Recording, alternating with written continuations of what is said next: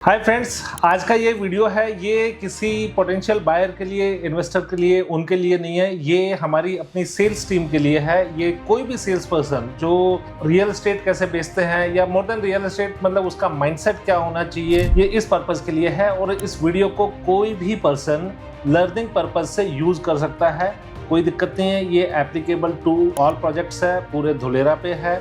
तो आप इस ट्रेनिंग के यूज़ करते हुए किसी भी प्रोजेक्ट को प्रमोट कर सकते हो, किसी भी डेवलपर को प्रमोट कर सकते हो। तो मैं आपको आज बेचने की साइकोलॉजी क्या है, उन सारी चीज़ों पे बात करूंगा। ट्रेनिंग स्टार्ट करने से पहले मैं आपके साथ में एक छोटी सी प्रैक्टिस करना चाहता हूं। और ये एक ऐसी प्रैक्टिस है जो कि आप ये समझो कि सक्सेस के लिए शॉर्ट गारंटी देता है। This is called attitude of gratitude. दोस्तों, होता क्या है कि हमें लाइफ में भगवान ने बहुत सारी ऐसी चीजें दी हैं जिनके लिए हमने शायद कभी दिल से भगवान के लिए ग्रेटफुल हुए भी नहीं, ऊपर वाले के लिए ग्रेटफुल हुए भी नहीं है। हम में से बहुत सारे साथी ऐसे हैं जिनका फिजिकली फिट शरीर है, कोई उनका पूरा अंग भंग नहीं है, सारी चीजें हैं। बट हो सकता है कि आपने इन चीजों के लिए ऊपर वाले का शुक्रगुजार हुए कि नहीं हुए। मेरी आपको एक सलाह है, बहुत अच्छी सलाह है। और आप ये अगर सलाह मान लेते हो तो मैं बता रहा हूँ कि आप लाइफ में सक्सेसफुल होगे और मेगा सक्सेसफुल होगे। करना क्या है, आपने जब सुबह उठते हो उस टाइम पे या दिन के किसी भी टाइम पे डेली 3 ऐसी चीज़ों के लिए ग्रेटफुल आपने होना है जो आपको लगता है कि हाँ यार, भगवान ने ये चीज़ें मेरे को दी और मैं कितना किस्मत वाला हूँ। फॉर एग्जाम्पल मैं बताता हूँ, आप लोग शायद रियलाइज भी नहीं कर रहे कि हम कितने अच्छे कंट्री में पैदा हुए। मतलब तुम फर्ज करो अगर कहीं पाकिस्तान में पैदा हुए थे, बांग्लादेश में पैदा हुए थे, तो आज क्या हालत होती। आप कितनी अच्छी अपॉर्चुनिटीज आपके पास में है, आपके पेरेंट्स ने कितनी अच्छी एजुकेशन आपके साथ में दिया है, फिजिकली फिट हैं, मेंटली फिट हैं। आज ऐसे हम इंडिया में इस तरीके की ग्रोथ बढ़ रहे हैं जहाँ पर हम कितनी भी ग्रोथ कर सकते हैं। मतलब हमारा country with all Almighty of God, उनके आशीर्वाद से ना हम किसी वॉर में हैं इस टाइम पे, ना किसी डिप्रेशन में है, ना किसी रिसेशन में है। तो एक ग्रोइंग इकोनॉमी है। लेकिन इस ग्रोइंग इकोनॉमी के लिए भी क्या हमने कभी किसी को धन्यवाद किया? क्या कभी इस चीज़ के लिए, इस सिचुएशन के लिए जो आज हमारे लिए बहुत सारी फेवरेबल हो रही है, अब तो उन सारे के लिए धन्यवाद किया? मैं आपको बताता हूँ, आप डेली 3 चीज़ों के लिए, 3 यूनिक चीज़ों के लिए ग्रेटफुल हो। बिलीव मी, यूनिवर्स आपको और ज़्यादा अच्छे मौके और अच्छी अपॉर्चुनिटीज़ और अच्छा प्लेटफॉर्म और अच्छा माहौल क्रिएट करके देगा। देखो, आप खुद ही देखना, मान लो आपने किसी की हेल्प करी है और उस इंसान ने आपको दिल से थैंक यू बोला है, दिल से आपका शुक्रिया अदा किया है, क्या आपको अच्छा नहीं लगता है? पक्का अच्छा लगता। तो ऐसे ही परमपिता परमात्मा है, उनको भी ये कहता हूँ मैं, अच्छा लगता है जब उनकी दी हुई चीज़ों से, उनकी दी हुई सिचुएशन से अपने को पता चलता है कि हाँ यार, ये मेरी लाइफ में बहुत अच्छे पॉइंट्स हैं, बहुत अच्छे ब्लेसिंग्स हैं जो मेरे को दे रखा है। तो सबसे पहले तो मैं बोलूँगा कि आप एटीट्यूड ऑफ ग्रेटिट्यूड को एक्सेप्ट करो, अपनी लाइफ में डेली प्रैक्टिस करो। और आप 1 महीने प्रैक्टिस करने के बाद में जो रिमार्केबल रिजल्ट्स आएंगे, मैं चाहूँगा कि आप कमेंट सेक्शन में उनको अपने साथ में शेयर करें, टेस्टिमोनीज शेयर करें। और जो बहुत अच्छी और जेन्युइन टेस्टिमोनीज होंगे उनको हम अपने चैनल पे उनको वीडियो के माध्यम से शेयर भी करेंगे। अब बात आते हैं कि हम धुलेरा को बेचे कैसे, धुलेरा में हम प्लॉट्स हैं उनको बेचे कैसे। क्योंकि आप मेजरली आप लोग बैठे हो दिल्ली एनसीआर में या नॉर्थ में, और आपके जो पोटेंशियल बायर्स हैं, इन्वेस्टर्स हैं, वो भी इसी मार्केट में बैठे हैं जो कम से कम 1000 किलोमीटर दूरी पे बैठे हैं अहमदाबाद से। तो वो लोगों को कैसे मतलब विश्वास दिलाएं कि हम 1000 किलोमीटर दूर जिस चीज़ को हमने देखी नहीं है उसको कैसे बिकवाएं। देखो दोस्तों, एक चीज़ है, आप ये समझना कि ये टिपिकल रियल एस्टेट सेल्स नहीं है, ये एक इंश्योरेंस सेलिंग के तरीके से है। तो इसमें पहले आपका कन्विक्शन आना बहुत ज़रूरी है about the location, about the city, about the growth factor, about the project, about the developer. और जब आपका अगर कन्विक्शन आ गया ना, यू आर अनस्टॉपेबल। लेकिन अगर आपके दिमाग में कोई भी चीज़ है तो ट्रस्ट में पता नहीं क्या साइकोलॉजी होती है, इसी तरीके से ही होता है कि जो क्वेश्चन आपके दिमाग में है अनसॉल्व्ड, जिनका आंसर आपके पास में नहीं है, आपको हर मीटिंग में वही क्वेश्चन घूम फिर के आएगा। ये सेल्स की साइकोलॉजी में एक नियम है, पता नहीं क्यों। तो मैं अगले 15 मिनट आपकी हेल्प करूंगा, वो सारे ऑब्जेक्शंस को आपके दिमाग से हटा दिया जाए, आपके दिमाग में वो साइकोलॉजी और वो माइंडसेट कर दिया जाए जिसके लिए आप धुलेरा के जितने भी चीज़ें हैं उनके लिए मतलब आपके पास में आंसर हो, ताकि आप कंफर्टेबली एंड कॉन्फिडेंटली बेच पाए। धुलेरा में कौन मतलब परचेज करेगा, हम उसका एग्जांपल देख लेते हैं। जैसे हम गुड़गांव में रह रहे हैं या दिल्ली में रह रहे हैं, तो हमारे पास में दो तरीके के लोग हैं। एक वो लोग हैं जिन्होंने आज से 35 साल पहले, 40 साल पहले या 30 साल पहले गुड़गांव में, नोएडा में इन्वेस्ट कर दिया था और अपनी इन्वेस्टमेंट को मल्टीपल फोल्ड ग्रो होते उन्होंने देखा है। दूसरे वो लोग हैं मेरे जैसे लोग जो ग्रेजुएशन करने के बाद में 2003 में यहाँ पे आए और दूसरे लोगों की स्टोरीज सुनते आ रहे हैं। जैसे मैं ऐसे लोगों से भी मिला हूँ जिन्होंने 600 रुपये गज पे ज़मीन यहाँ पे DLF फेज़ 1 में ली थी। आज जो भी रेट हो रखा है आप मुझे बताने की जरूरत नहीं है। ऐसे भी लोगों से मिला हूँ जो 6000 रुपये के रेट पे ली है, लेकिन अनफॉर्चुनेटली हम उसका हिस्सा नहीं बन पाए क्योंकि हमने तो ग्रेजुएशन ही 2003 में करके आए थे, तो हम दूसरे लोगों की स्टोरीज सुनते रहे हैं। अब दोस्तों एक बात बताओ, ये दोनों ही कैटेगरी को अगर आप धुलेरा प्रपोज करते हो which is a new city, जहाँ पर आप उसको इस तरीके से प्रोजेक्ट करते हो कि सर ये आज से 30-35 साल पहले का गुड़गांव है, तो जो पहली वाली कैटेगरी है जिन्होंने गुड़गांव की इनिशियल जर्नी का हिस्सा बने थे, क्या वो मना करेंगे? नहीं, वो पार्टिसिपेट करेंगे क्योंकि उन्होंने 600 की चीज़ 6 लाख होते हुए अपने पैसे को ग्रो खुद करवाया है। दूसरे मेरे जैसे लोग होंगे जिन्होंने दूसरों की स्टोरीज तो सुनी है लेकिन उसका हिस्सा नहीं बनवाए। तो अगर मेरे जैसे लोगों को भी ये पता चलेगा कि यार हाँ ऐसा कोई एक नया शहर बन रहा है आज गुड़गांव या नोएडा के बाद में, क्या मना करेंगे? नहीं, बिल्कुल नहीं करेंगे। दूसरी ऐसी भी चीज़ है, आपको वहाँ पर आपको भी मालूम है कि इन्वेस्टमेंट 10 लाख से स्टार्ट होकर 20 लाख रुपए, 25 लाख रुपए तक की जाती है। तो 10 लाख 15 लाख रुपए एक ऐसा अमाउंट है जो कोई भी मिडिल क्लास आदमी अगर उसको आप वैल्यू एडिशन दिखा पाए तो वो परचेज कर सकता है।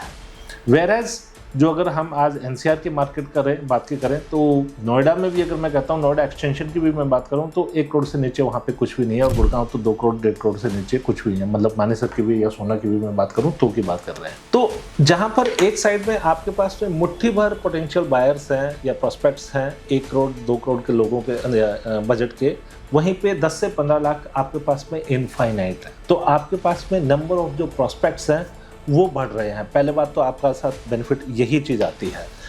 अब बात करते हैं कि रियल एस्टेट में काफ़ी सारी इन्वेस्टमेंट्स की मतलब टाइप्स होते हैं। एग्जांपल के तौर पे फ्लैट का इन्वेस्टमेंट लोग करते हैं, फ्लोर में करते हैं, प्लॉट में करते हैं, ऑफिस स्पेस में करते हैं, रिटेल स्पेस में करते हैं, वर्चुअल स्पेस में करते हैं। लेकिन प्लॉट एक ऐसी चीज़ होती है जो कि most accepted form of real estate है। एग्जाम्पल के तौर पे मेरे पेरेंट्स को पसंद नहीं है कि हाई राइज में रहना, उनको लगता है कि अपनी ज़मीन अपना छत होना चाहिए। लेकिन मेरी जनरेशन के लोग हैं, उनको कंफर्टेबल है कि यार ठीक है, अपनी फैमिली को अगर सिक्योरिटी और एमिनिटीज़ मिल रही हैं तो कोई बात नहीं है, हम अपार्टमेंट में रह लेंगे, डजंट मैटर अपना प्लॉट है नहीं है, बट हमने उस चीज़ को एक्सेप्ट कर दिया। बट समहाउ मैं अपनी बात करूं तो मेरे जैसे लोगों के पास में एक मेंटल ब्लॉक है कि यार जो भी चीज़ मैं खरीद रहा हूं, भले वो अपार्टमेंट है, फ्लोर है, वो मेरे को फिजिकली दिखना चाहिए। तो मैं जो ये वर्चुअल स्पेस बिकता है, मैं शायद उसको कंफर्टेबल नहीं करता हूँ। तो दोस्तों प्लॉट एक ऐसी चीज़ है जो कि हर जनरेशन को, भले वो 25 साल का इंसान है, 50 साल का है या 75-80 साल का इंसान है, उसको प्लॉट का एक्सेप्टेंस हर इंसान को होता है। सोसाइटी में इन जनरल भी हम बात करें तो रियल एस्टेट के इन्वेस्टमेंट को एक्सेप्टेंस दी जाती है। प्लॉट एक हर इंसान की इमोशनल डिजायर होती है। हर इंसान, स्पेसिफिकली अगर मैं इंडिया की बात करूं तो हर इंसान की एक आज बिकॉज ऑफ रियलिटी उसकी इच्छा दब गई हो, लेकिन एक इमोशनल डिजायर होती है यार मेरे नाम पे भी एक ज़मीन हो, जो मेरी ज़मीन हो, मेरे नाम पे हो। तो इमोशनल डिजायर भी है।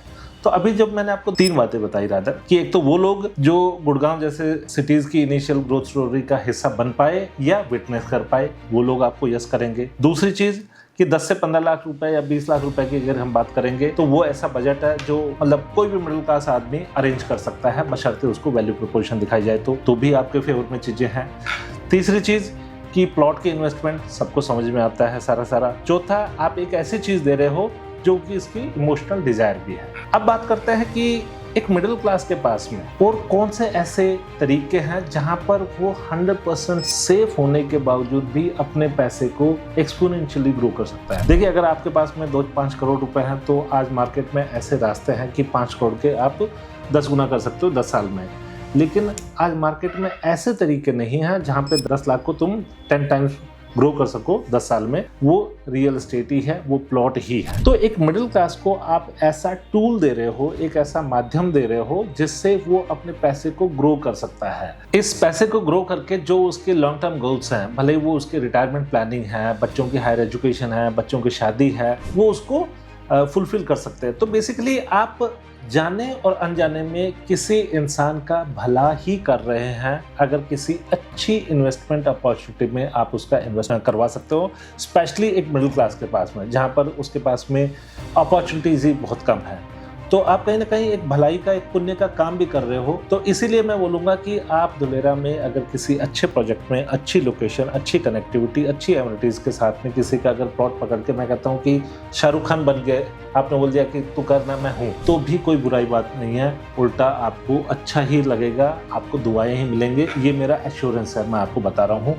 तो आप बिल्कुल बिंदास होके किसी को भी बेचो, बिंदास होकर किसी का भी इन्वेस्टमेंट कराओ, आपको कल को कोई शिकायत नहीं आएगी। अब बात करते हैं कि धुलेरा को बेचने के लिए आपको थोड़ा सा डिफरेंट तरीका यूज करना पड़ेगा। एग्जाम्पल के तौर पे आज अगर गुड़गांव में कोई इंसान, लेट्स से किसी को घर खरीदना है, तो उसने माइंड मेकअप बनाया है कि मेरा 2 करोड़ का बजट है, मेरे को ये लोकेशंस हैं जो सूट करती हैं, तो वो आपसे मिल रहा है, किसी दूसरे से, किसी तीसरे से, और जिसने उसको ठीक से समझाया वो उसके साथ में चला जाएगा, क्योंकि उसने माइंड मेकअप कर रखा है, ये उसने मतलब लेना है।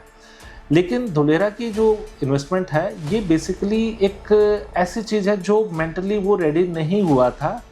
It is just like insurance, जहाँ पर ये तो मालूम है कि जिस इंसान का इंश्योरेंस हो रहा है वो फ़ायदे में है, लेकिन बावजूद इसके हर आदमी इंश्योरेंस एजेंट से कहीं ना कहीं दूर भाग रहा है, भले ही फ़ायदा उसी का है, करवाने वाले का।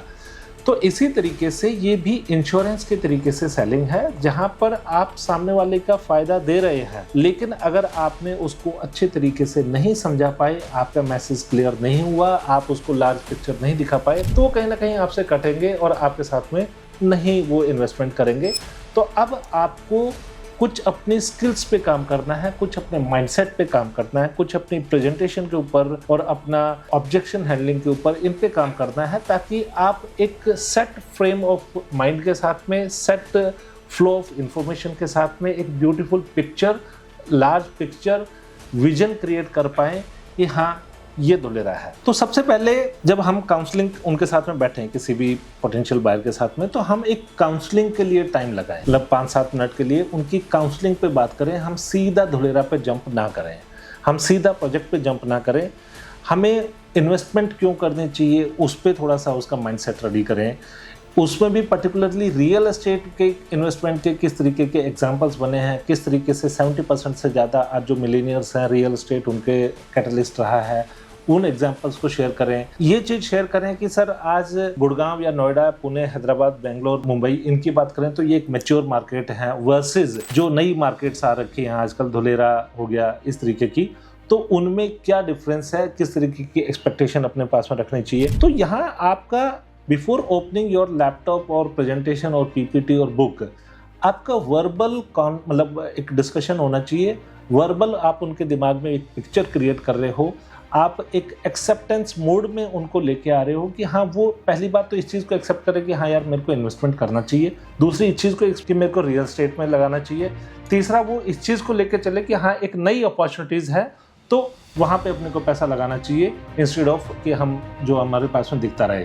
तो इस तरीके से आपने एक माइंडसेट, एक काउंसलिंग सेशन है जो आपने उस तरीके से करता रहना है। अब 3 ऐसे पॉइंट हैं जिन पे आपने इंसिस्ट, मतलब एक तरीके से आपने उनको समझाना है। अगर ये 3 पॉइंट्स आपने उनको बता दिया, बिलीव मी आपकी सेल हो गई है। पहला पॉइंट क्या है, जैसे मैं हर डिस्कशन में अपना पर्सनल एग्जांपल शेयर करता हूँ, फर्मली बिलीव भी करता हूँ कि सर हमें एक गुड़गांव या नोएडा जैसी जगह पर उसके इनिशियल फेज का हिस्सा बनने का मौका नहीं मिला, लेकिन आज आपके सामने, हमारे सामने ये मौका है, हम इसका एग्जाम्पल बन सकते हैं, ताकि आने वाले हमारे बच्चे हैं, जनरेशन हैं, वो कहें कि मेरे दादा ने, मेरे नाना ने ये ज़मीन इस रेट पे ले ली थी, या मेरे फादर साहब ने इस रेट पे ज़मीन ले ली थी। तो ऐसा एक मौका जो कि शायद once in a lifetime ही मिला है, क्योंकि आज 40 साल के बाद में, गुड़गांव के बाद में 40 साल के बाद में कोई ऐसा सिटी बन रहा है, और शायद हमारी जनरेशन में इसके बाद में दूसरा ऐसा सिटी शायद ही बन पाए। तो मैं इसको genuinely once in a lifetime opportunity consider करता हूँ and that is the exact reason कि मैंने अपना पहला प्लॉट धुलेरा में पहुँचने के साथ में आधे घंटे में अपना ले लिया था। तो क्लियरली इस चीज़ को हम अच्छे से एलिब्रेट करें कि सर ये वही चीज़ है जो 30-35 साल पहले गुड़गांव था, आज वहाँ पे इन्वेस्टमेंट करके रख दीजिए, 5 साल 7 साल 10 साल इसको आप वेट करवाइए और फिर आपका पैसे को आप मल्टीप्लिकेशन के साथ में फोल्ड करते हुए देखिए।